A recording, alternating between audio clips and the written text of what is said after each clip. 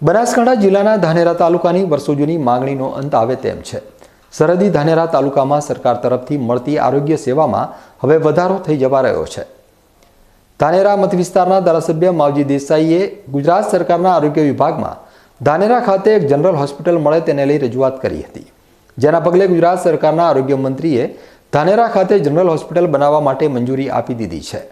જો ધાનેરા ખાતે સમય અનુકૂળતા પ્રમાણે નવીન જનરલ હોસ્પિટલ બની જાય તો નાગરિકોને આરોગ્યલક્ષી સેવા ઘર આંગણે જ મળી જાય તેમ છે।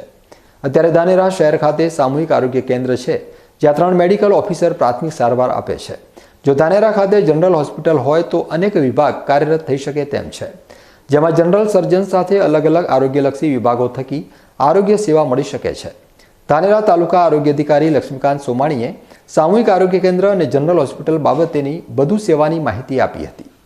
અમે ધાનેરા સીએસસી છે, એમાં 3 મેડિકલ ઓફિસર અને ડેન્ટિસ્ટ હોય છે અને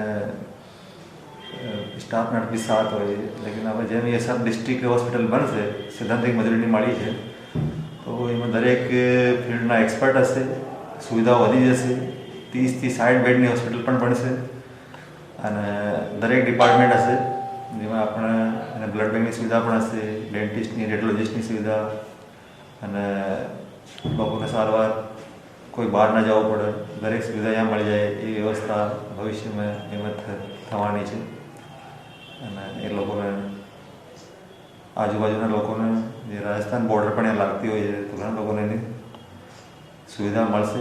કેવા પ્રકારના સાહેબ ડૉક્ટર હોય છે કે ડિગ્રી ધારે? એમાં દરેક મેડિસિન એક્સપર્ટ, સર્જન, પીડિયાટ્રિશિયન, ગાયનોલોજિસ્ટ દરેક હશે, એનઆઈસીની પણ સુવિધા હશે એટલે અને ઓપરેશનની પણ સગવડ અહીંયા હશે। પછી સુવિધાઓનો અત્યારથી ઘણો વધારો થવાનો છે સબ ડિસ્ટ્રિક્ટ હોસ્પિટલ થયા પછી। ધાનેરા તરફથી અનેકવાર રજૂઆત કરવામાં આવી છે, કારણ કે ધાનેરાના સામૂહિક આરોગ્ય કેન્દ્રમાં ઝડપી સારવાર મળે તેવી સુવિધા નથી। દર્દીઓને ખાનગી હોસ્પિટલ કે પછી પાલનપુર ખાતે રિફર કરવામાં આવે છે।